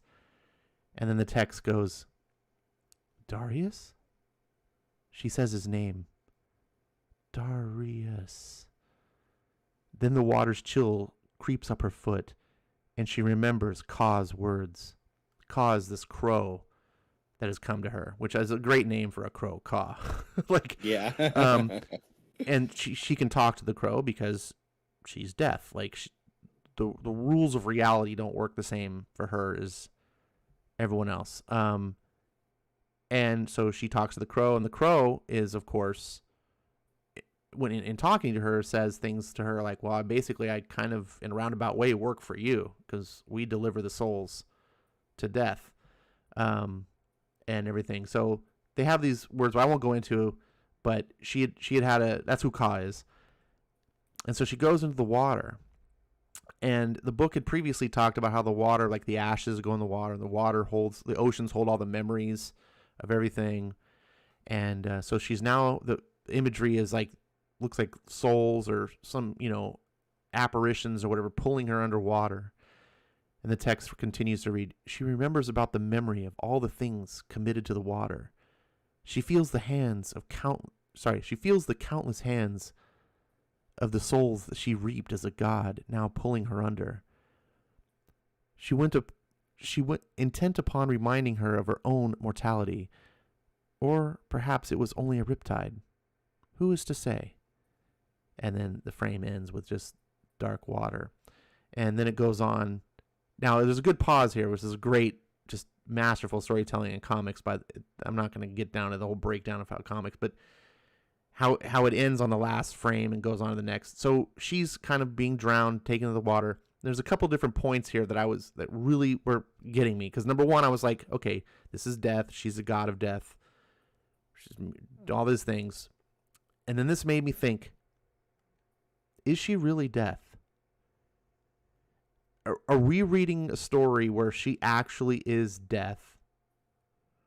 Or are we reading a story that Laila Starr is delusional? And I don't necessarily know. Like, I, in my headcanon, say this is death. Right? This is death, all this stuff. But I don't think, and I correct me if I'm wrong, I don't think there's anything in this book that definitively says, no, that she's really just a crazy person. She's a person who has, her view of reality is delusional. So she sees things. So she's talking to birds. She's having these experiences that could just be due to insanity. Now, I don't necessarily know, but I loved this particular scene where she's being dragged down and all this stuff. And then the narrator, who we don't know who it is, just says, or perhaps it was only a riptide. Who is to say? And that just grabbed me right then, because my brain was thinking that leading up to this point. And I was like, the writer feels like the writer's winking at me and saying, if you're thinking that, you're not necessarily wrong. Like, it's okay. Like, I would be thinking this too, maybe, or maybe I want you to think that. I don't know. Like, and I'm just like, oh, dang. And I keep wanting to read. And by the time I finish the entire series, I'm still not 100% sure. But anyways, the next frame, that's just one level of this particular scene. The next frame, you're like, oh, Layla's dead. She's died before or whatever. But the crow, I love the way this is laid out. The crow dives into the water, and you can see her body. She's floating, and the way the panels are split, and you see this, and somehow the crow grows large and pulls her out of the water, and she's coughing. Gasp. Thank you for saving me. Saving you? I'm a funeral crow, my dear. I only carry the souls of the dead. And you see the look on her face. Oh. And it's then she's realized that she's died and she wasn't actually saved. And then she wakes up and she's in what was his name again? Prana? Prana, yeah. Prana, the guy, yeah. And she's just like, crap. And it's just 12 years from the day Laila Starr drowned. And I don't know, it's really hard to put into words why like this made a difference for me, but this is where I was really hooked into this story. I mean, I was already like, I love this, but now I was like, I'm not sure what to think. And as I'm reading it, I was like, is she really deaf? Is she a crazy person? Like I said, my headcanon says that she's not crazy, but I'm not sure. If you want to interpret that way, I think you could. Yeah. So anyways, that was my big thing. That was something that I just wanted to share. I just love that particular scene. Maybe other people look at it and go, oh, it doesn't seem like a big deal to me, but Oh, no, that was a major scene, and it was also the one that kind of solidified it for me. I like I said, I was sold on what this whole thing was about. Like I got it, but even still, I was a little. I wasn't certain I wasn't certain about how I felt about it. I was just certain about what and I was like, I think this is a really good concept that is being executed really well. I just don't know how I feel about it, but I know I know what my thoughts are. Issue number 2 is where it solidified how I felt about the book. So same as you, that's where I was sold on it, and I continued on from there. What I'll do real quick is I'll kind of wrap up the what I feel like the relations that they're thinking that we should key in on. okay. I'll share a part of the book that I really like as you go on. This is on basically it's the last page in chapter 5, and one of the main reasons aside from it, like just I feel like being a perfect end to, dare I say, a perfect story. It supports what you were just saying about you know it being the book being open to everyone's interpretation of it. Like the book itself is of open mind to what your interpretation should be. The book calls out, and the book supports you and what your interpretation is of the book itself. So we're chapter 1, relationship to ourselves and our bodies, and the precious time that we have with our own selves. Issue 2, our time with our elders, I believe, is what it was advising us to kind of key in on and appreciate. Issue 3 was about friendships, and like especially about friendships. That was like the big thing.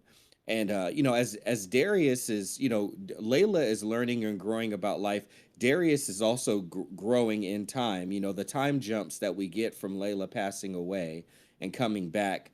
Obviously we go back and we meet Darius at different points in his life. But Darius is encountering death, and Darius is learning about life through death, as death is learning about life through life. And in a way, it's kind of spooky because everywhere that death ends up going in Layla Starr's body, death follows, and it's a death that impacts Darius's life. So in a way, as much as death initially wanted to kill Darius to keep her job, found out that she couldn't do it. It even stated that would be a tough thing to live with, taking a life. Yet and still, in a way, she starts to kind of inadvertently be a mentor to Darius, and offers like consolation and ways that she doesn't really intend to do. But even with that, death still follows her. Someone close to him either ends up dying or has recently died, and he is still being influenced and growing an intolerance for death. And that is what is inspiring him to come up with the cure for death, for immortality. So it's it was such a genius way how both characters are influencing each other on this path of them both learning about life, but one learning about life through life, death, and then Darius learning about life through death. And yeah, it's just really amazing. But I see that you're getting close to the chapter. There's a few more pages. It's the very last page. Yeah, I paused on. You want to talk about that part? Well, yeah, okay. There was right just ahead. one scene that really touched my heart. Of course, everyone knows I love dogs or whatever, but Okay. Well, before you jump into that, then Okay. I'll finish up the last 2 parts real quick. So, issue number 4 is called Conversations with God. I believe that one is about our relationship to our faith and our relationship with our neighbors. Because that one dealt with a man who was preserving a temple that people had stopped attending, and the temple itself had its own life, and that person would go and faithfully preserve and take care of and clean and tend to that temple. And Laila was there speaking to the temple majority of the time. And also that person, kind of took pride in that area because he wasn't originally from that area and was, in a way, I wouldn't say was necessarily welcome to that area, but also in a way made it his home. And I believe that one was a relationship to our faith. And as that person who was taking care of the temple was faithful in doing his duty to preserve a thing that he felt was precious. And then there's also a community element to that, as this temple was formerly a very like a very admired place within the community. And as generations changed and things changed with who the community was there was still one person who felt like preserving this temple was not only like a purpose within his life and gave him purpose, but also he was preserving like an ornament and something that he felt like gave life to the community, even when the community didn't necessarily value it in the same way anymore. And then finally, issue number 5, which is simply called Poetry. I think this one is about our relationship with death and that learning to value things and find the beauty in the finality. I mean, in the finality of it. Like, not everything, is everlasting in this world that we live in, this world of decay. As something that you and I often talk about, or it comes up, or it has come up in the past with us enough, is like ongoing series and the appreciation that we have for for that, and especially you. And then we talk about a lot of mini series because more often these days we're finding some of the best stuff in mini series, some of the best things, some of the best comic creations that do not have a long lifespan as far as the stories go. They're very finite. And I found I had already found an appreciation for it, and I was like, I did equate it earlier on to life. I was like, well, life's not ongoing, and it's nice to have ongoing series. And if there were more better ones, I'd definitely be on board with them. But I've accepted the fact that there's not. And most of what I find that's really awesome is in stories that don't last very long. And I've just learned to appreciate that. And now I have a big appreciation for a good ending, because that's the best that I feel like we can get most of these days, is just a good story that just might happen to have a good ending. And this was definitely kind of brought me back around to that notion. But now I've it's gone broader than just comics in my mind, and it was for stories as a whole. As this one wraps up, but we're not at that point yet, because that happens on the last page. Let's take a look at your favorite scene from the last issue number 5. Yeah, so we see it starts off with Laila, death, and she's got kind of a surprised look on her face. Now, through this whole journey, through multiple lives, and we now see Darius as an old man, and Darius has invented. We come to find out he has invented, as told by the gods, that he would invent the cure. He would invent immortality, and he has. Yeah. But he hasn't actually implemented it, and he's kept it in a shoebox, which is very befitting of this fairy tale like story. And she's looking at him surprised in the conversation, and he responds to her, 2 years ago, the doctors found a tumor in my brain. It was too far gone to operate, so they gave me 6 to 10 months instead. I'm on month 14. He takes a swig of some drink. She just solemnly sitting there listening. They're on the beach. Cut to illustration of just the waves. Beautiful beat right there too. After Manaka, which was Darius's wife, which in the book 4, I agree with you. It's about faith. This is where Darius lost his, because his wife was taken by death, and he learned to hate death. That's why he invented immortality. So after Manaka was gone, I was so angry at you, death.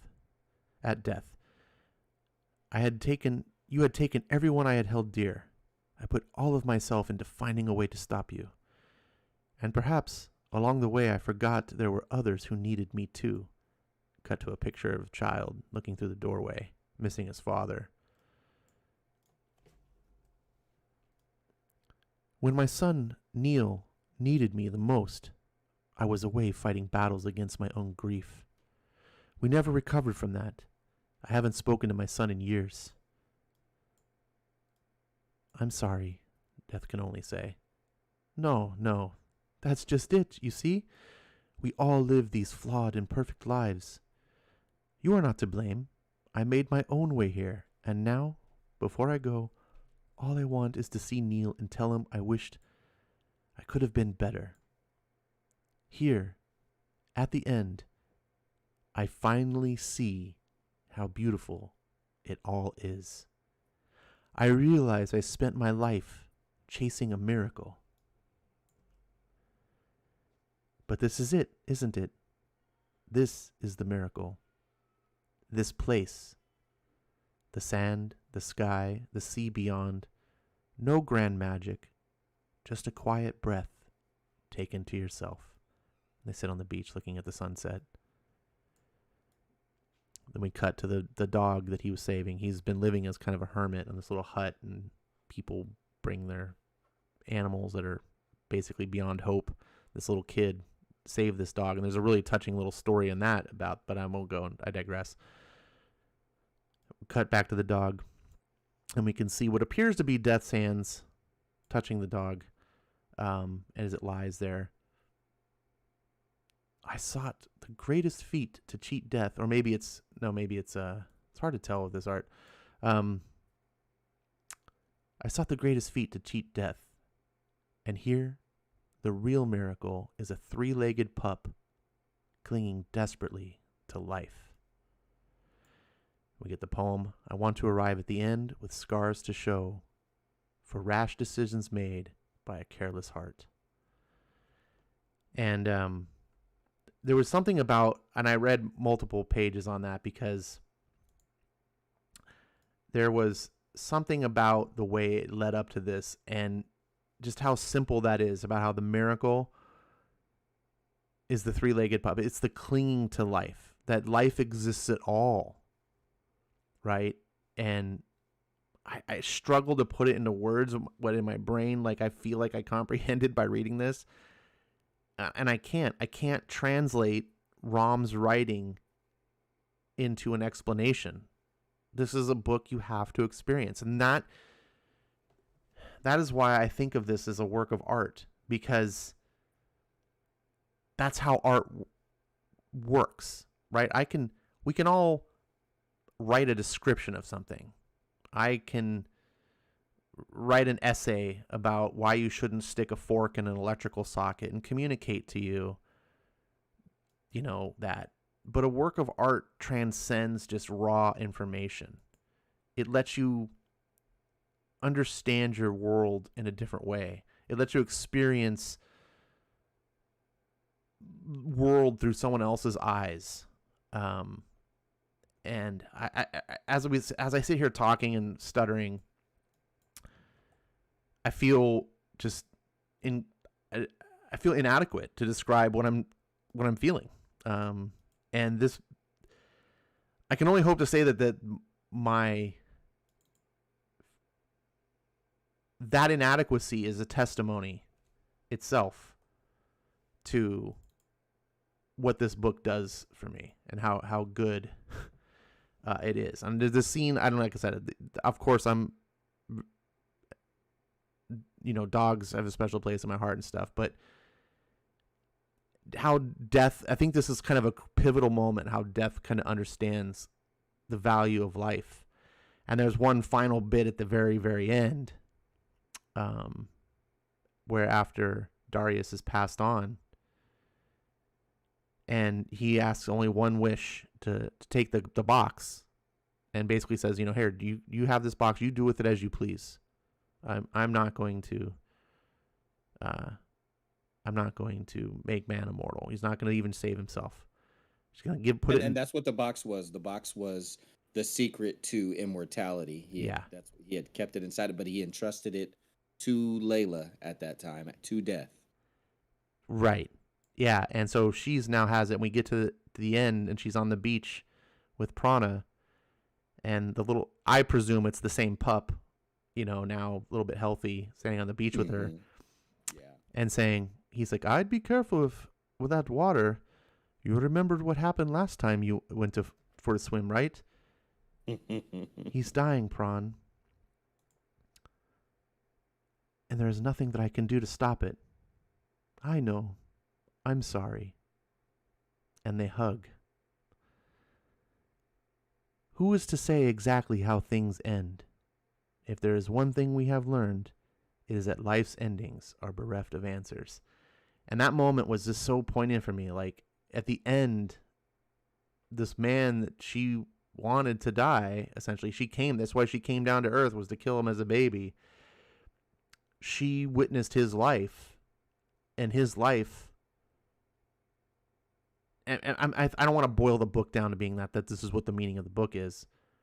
Just one of the things I pulled from it is his life taught death, what it means, right? This is where she finally has feelings about life. No other part of the book, she's illustrated multiple times like, what do I care? I'm death. I've killed millions, without batting an eye, and now living as immortal. And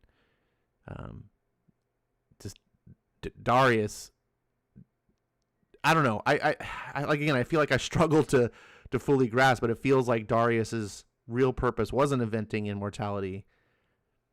It was to teach death this lesson. What about you, man? Am I just completely off the reservation? If you are, I am too, because I'm right there with you. Okay. Okay. At least that's where I'm picking up. I mean, in the last page, I'll go ahead and I'll cap it up. This is like from where Ash ended on that panel to the next one. And to support your point, Ash, was Darius Shaw truly visited by death in his last days? Did that mean Laila Starr had her job back? Or did life resign itself to death? And did Laila and Prana set out to new beginnings on a beach somewhere in Goa? Perhaps such things are better left in closed boxes and set adrift out into the sea. Perhaps it is enough to remember at story's end the miracle that it was simply to have lived. That's how the book ends. Like, how, again, just powerful, profound, beautiful. Like, the story isn't over, and in a sense, we know what happened to at least Darius, but the ending is a new beginning. As Darius' life ends, it has affected death now in Laila Starr in such a way that she has a newfound respect for life, for Prana, and they forge a stronger bond than they've ever had before, and they go on to newer beginnings, and leaving it open to interpretation. Effectively, perhaps certain things are better left, in closed boxes that are set out to drift in the sea. Like, is that thing? It's that almost kind of cheeky, kind of cute, an admirable, way of just saying, like, we don't have to always define things so much. We can just allow things to be. What does it mean to you? What we don't always get the answers in life. That's like one of the biggest lessons I've had to learn, and it's led to some of the most stress relieving, moments. Whereas years ago, it would be very stressful to me. I just don't have all the answers. We're not going to get all the answers, but do we need all the answers? Perhaps the miracle of the whole thing, perhaps the point that we should be looking at the most, is that we even got to experience the very thing that we're questioning in the first place. Perhaps that's the miracle in itself, that the fact that not how the story ends or where they went after, or even what happened far before what the story's beginning is to us. Perhaps the miracle is that the story ever existed in the first place, that the story ever had life to begin with. Yeah, I don't know how to expound on this. This is a book that blew me away. I try not to say things like that often. Like I really, if you guys know me, if you followed just, on my own YouTube channel, I do reviews of comics. I'm usually the kind of the more sourpuss kind of person. I got a reputation of being salty and sour. I find myself being very hypercritical, and I think the reason I am that way is because when something like this comes along, I don't want it to be drowned. Like, I don't want it to just be lost in a sea of all these other 5-star reviews that I gave out to less deserving books. You know what I'm saying? Like, Totally. there are things that come out occasionally, once in a while, that are just like, whoa. And in order for you to really, I think, espouse their virtue and their value, is to rein yourself in on everything else. When other things that are really, really good, are they really that good though? Are they, And so I try not to ever give 5 stars out. If I do, I want it to mean something. I want people to go, oh shit. This is 5 stars. This is easily one of the best books. Like I said, I've probably ever read. I would put this in the history of every book that I've ever read in comics ever. The all-time greats. This would stand with them. That's how good this is. Does that mean it's going to be for everyone? If you're looking for, Batman to go beat up the Joker or whatever have you, there's nothing wrong with that. But if that's what you're looking for, this is not going to deliver that. If you set out in your reading for a specific thing and you're intent on receiving whatever that specific thing is, this book may not deliver that, because I doubt that you're going to be looking for what this book is delivering, because it's so unique and unusual. Now that you've heard our show and us talk about this book, maybe you might be. Maybe you might go, oh, I do want that. So maybe it will. I don't know. But if you are a person that's just like, I don't know, I'm open to just someone telling me a story and letting me experience a comic work of art, this is something you should try and experience. I think this has the ability to reach anyone, because we're all human. We all live.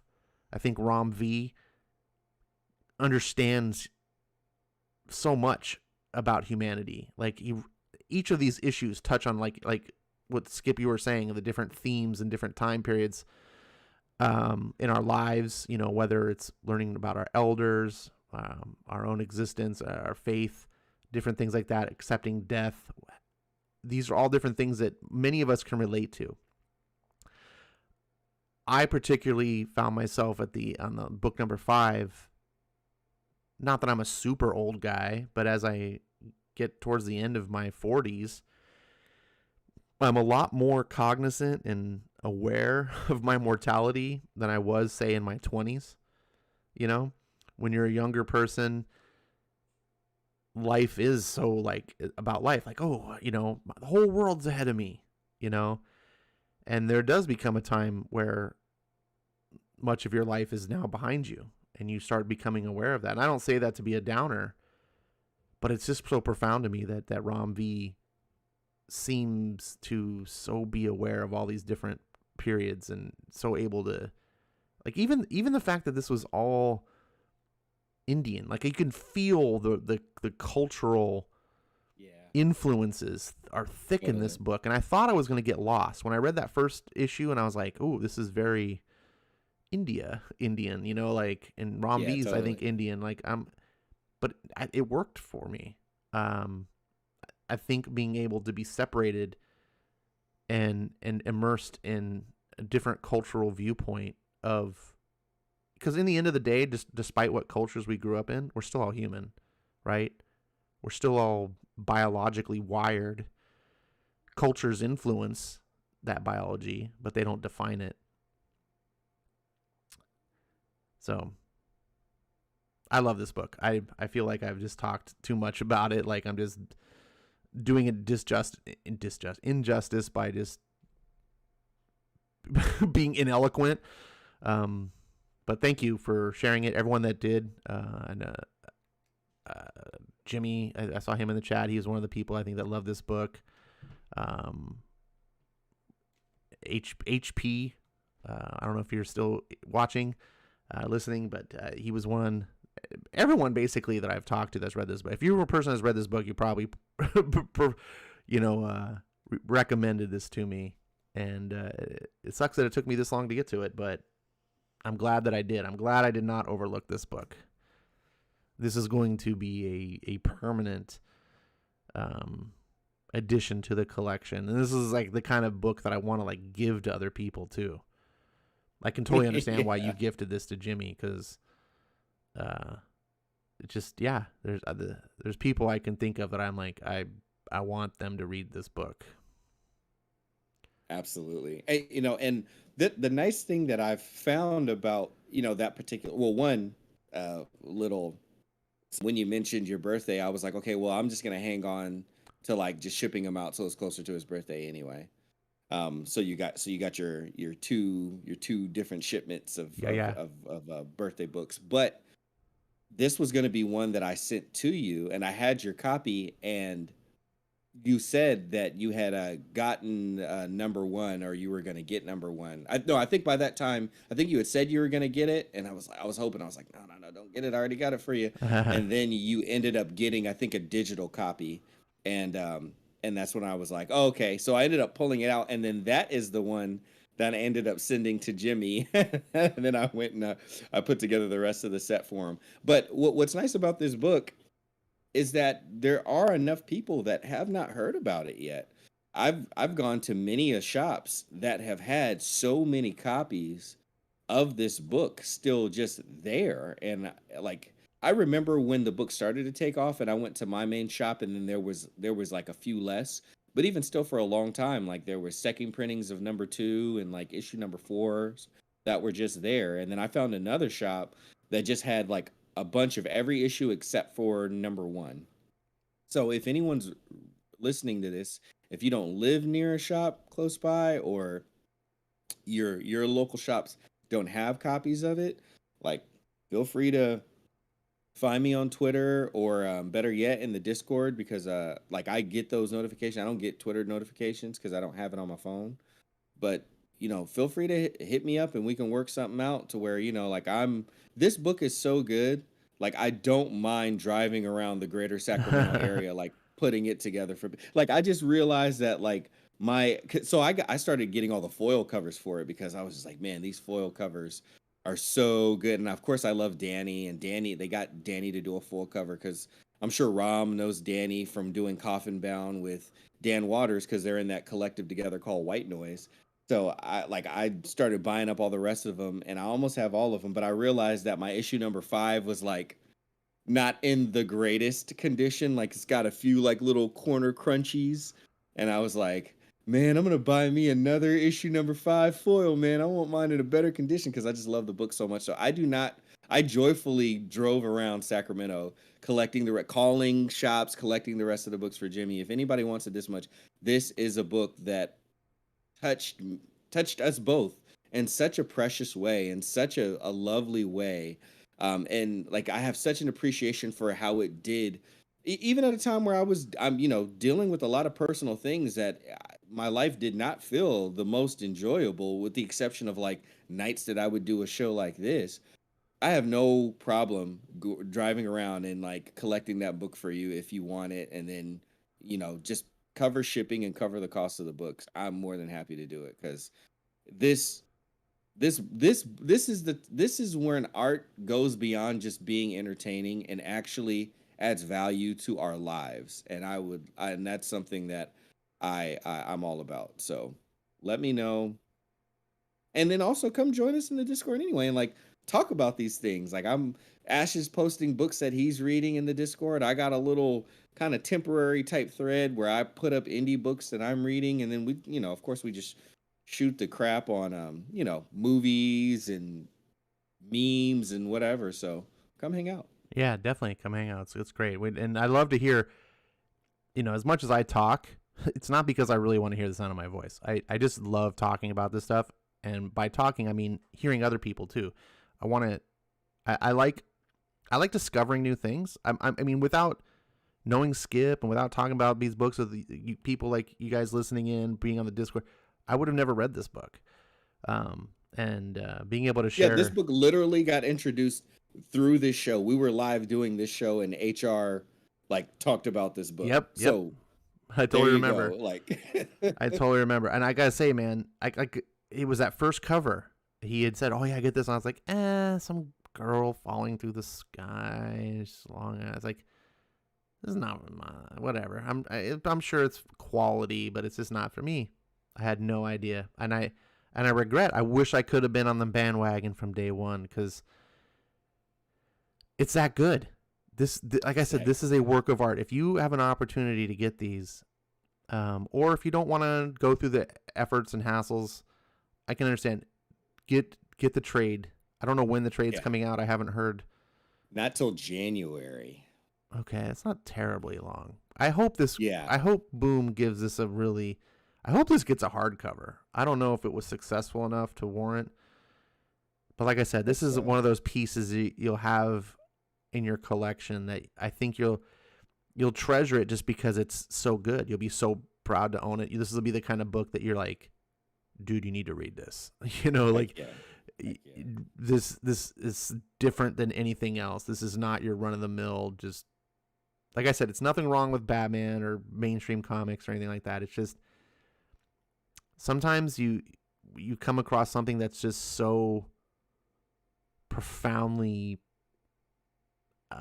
just beyond the realms. Like it transcends the medium that you're just like, oh. And that's why I said the only thing I could think of was how Gaiman did that with Sandman back in the day. So absolutely, man, yeah, it's gonna win awards easily. Like this is gonna be not even just one. This book is going to win multiple awards, and it's books like this that I'm glad they win awards, because I don't look at awards the same way that I used to, and for some of the same reason that Ash has talked about in the future, but when something like this is up for awards, what my appreciation is that more people that maybe didn't pay attention to it at first will actually look at it, and then the trade and everything will do good, and then maybe we can get a little hardcover, because damn it, I would love that. But hey, get the digital if that's the best way for you to go, or like I said, hit me up. I'd be happy to track down as much as I can for you. And yeah, man, damn, this was so good. So good. And I wish I could have known. I would have loved to have done 5 episodes of this, right? For each issue. Oh yeah. Each of these issues, I don't want to say is a standalone, because it's all one big story. But each issue ends with her kind of being dead, and the next issue is its own story of her next life. And I love the way that Rom broke that up. Each one feels very contained. Like you get a beginning, middle, and an end every issue, and then all 5 issues is also a complete. The craft that went into this, the knowledge of writing, the synergy with this artist who's not even a typical everything about this. I wanted to say one thing that was sticking in my head as we were talking about this, and as I was reading this book. I hear a lot of time people go, comics suck, comics are dead, or whatever. Or it's manga is where it's at.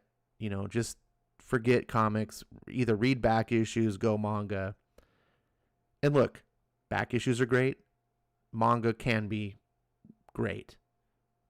I've never read a manga that will deliver this, though. This is one of those things where I tell people comics is not manga. They share, they're like kissing cousins. They're definitely related. But this is something you're not going to find. Because manga doesn't try to tell stories like this. It doesn't try to be a work of art. And it doesn't need to be. I'm not trying to say negative about anything. I'm just saying they're apples and oranges. And this is one of those reasons why I don't just abandon comics and go, yeah, what I'm trying to say is you can't replace one with the other, and you shouldn't try. And the industry shouldn't try. The industry should stop trying to be like, oh, we need to be more like, no. You just need to be great. Do what you do at the highest level. Find the art talent, and by art I mean writing, illustration, coloring, everything involved. That talent, and bring it out. If you're an editor, if you're a publisher, your job is to first find that talent and then foster that talent, develop it, shape it, use your experience in the medium to bring someone who's maybe got strong talent but low skill, and develop that so that their skill in the craft can effectively bring that talent to bear.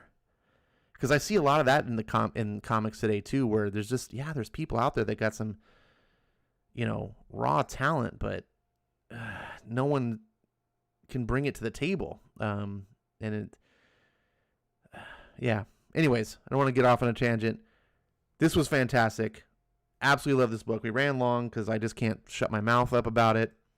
And Skip, final thoughts? I'm going to let you wrap this up because I'll never shut up. Thanks everybody for joining us, whether you're live with us in the chat. Shout out to Comics in Review, aka our homie. Shout out to Mango Bed. Big shout out to Jimmy for joining us, and Indie Comics Jones, HR, Vocal, everybody who joined us live. Really appreciate that support, and everyone who's watching after the fact. We appreciate y'all taking your time when you have the time available to come and check us out. We enjoy doing this for y'all, and luckily we have some semi-selfish reasons of why we like to do it too, just to hang out with each other and talk about indie comics. Miss So, appreciate you being here also. And then also for the people that are listening just audio, if you're not able to watch the visuals but you're just on your work commute, thank you for spending the time and listen to us. And hopefully you're learning more about new books that could interest you and that you can get some enjoyment out of. And feel free to give us suggestions as well, as this book was suggested to us. And we'll keep this indie comics thing, going around. So thank you for coming out. God bless you. Good night.